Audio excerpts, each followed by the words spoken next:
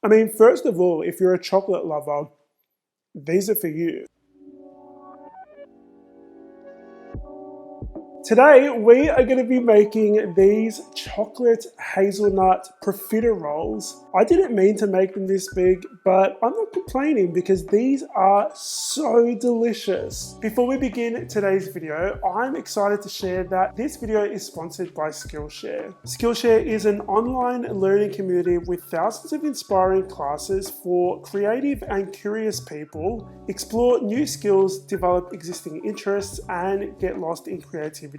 I get messages from you guys all the time about how I shoot my food photos, how I make my videos, and how I put everything together. Well, Skillshare has tons of quality classes that can help you on your way to mastering all of those things. One of my other interests besides food is tech. And one of my favorite YouTubers, Marcus Brownlee, who makes incredible tech reviews, has a class on Skillshare all about how to make amazing content on YouTube, which I've watched a couple times. Skillshare is a great place for learning how to develop your artistic skills, how to master food photography and lighting, and it's a really fun space to learn from amazing, talented professionals. So whether you're looking to fend off boredom, focus on self-care through creativity, or join a similarly creative community, Skillshare is the place to keep you learning. And the first 1,000 people to use the link in the description box below will get a free trial of Skillshare Premium membership, and after that it's only $10 a month. So a big thank you to Skillshare for sponsoring today's video. Now,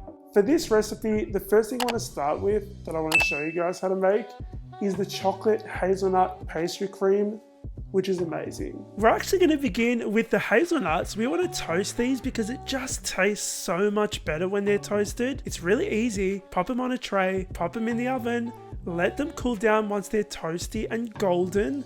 Then you're just going to roughly chop them up. The pastry cream in this recipe is pipeable. Let me show you how I do that. We're going to be adding some egg yolks to a large mixing bowl along with some sugar. I'm using an electric hand mixer today, so whisk these until the mixture thickens and doubles in size. Another reason why this pastry cream is nice and pipeable is because we're going to be adding flour and cornstarch. Once you've mixed that in, you're going to set this aside, and the third thing that makes this pipeable is swapping out the milk for heavy cream. We're going to heat this up in the microwave for about 60 to 90 seconds. Then you want to very slowly add it to your egg mixture while you're continuously stirring. Add some vanilla bean paste, mix that in, and then you're going to microwave this for 60 seconds at a time, whisking each time until the mixture thickens.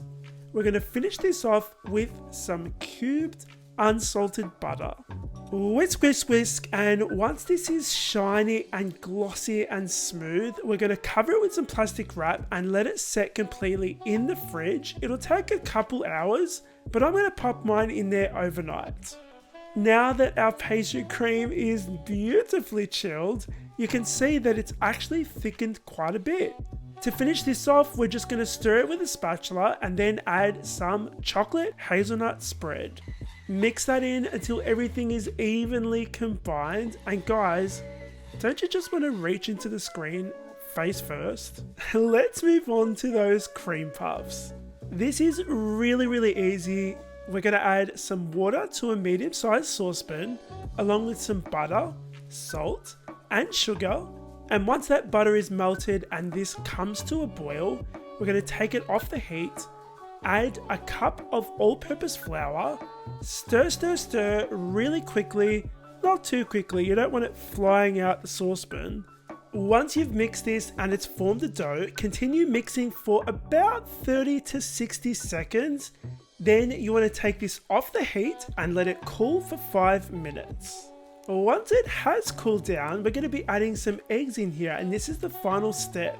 We're going to be adding them one at a time, stirring it in really well, and then adding the next egg. It's going to take about 4, maybe 4.5 to 5 eggs. It really depends on your mixture, but here's what you're looking for consistency wise. If you put it between 2 fingers and the dough stretches without breaking, your mixture is ready to pipe. We're going to add this to a piping bag fitted with a round tip. I've lined my baking tray with a silicone baking mat, but you can use baking paper if you prefer. We're going to pipe these about 2 centimeters in width. You want to space them apart because these do actually puff up in the oven, hence the name. If you have little peaks on top of your cream puffs, you can just dab them down with a bit of water, but I'm just going to be using some egg wash, which is going to do that anyway, and it's going to make them nice and shiny. These are going to go in the oven for 20 minutes on 200 degrees Celsius.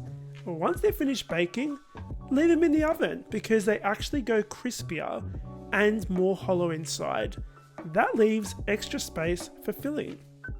Let's move on to the ganache, and this is really easy. We're just popping all of these great, beautiful ingredients in the bowl and microwaving it for 30 seconds at a time, stirring each time until it's nice and smooth. See what I mean when I say these are nice and hollow in the center? It's just gorgeous, isn't it? We are going to pipe some pastry cream on the bottom, not too tall, because we're actually going to be adding some Nutella or your favorite chocolate hazelnut spread, whichever you like, in the center.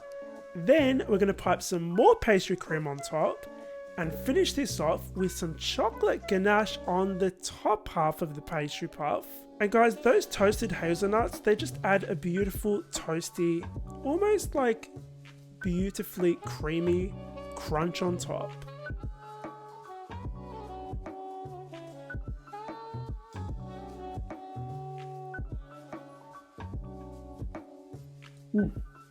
I mean, first of all, if you're a chocolate lover, these are for you, because the first thing you're hit with is like extreme chocolate. That hazelnut pastry cream, by the way, is magic. I think the little Nutella bit in the center is genius, if I do say so myself. If you want to grab the recipe for these Nutella or hazelnut profiteroles, it's in the description box below for you guys. That's where I've left it for you guys. I really highly recommend you try these because it's like low effort, high return. If you'd like to see more delicious recipes from me, click over there. I have more delicious recipes that you can watch for free on the Scran line. And guys, share this video because someone you know might make these for you. Thank you so much for watching. I'll see you all on the next episode of the Scran line. Bye.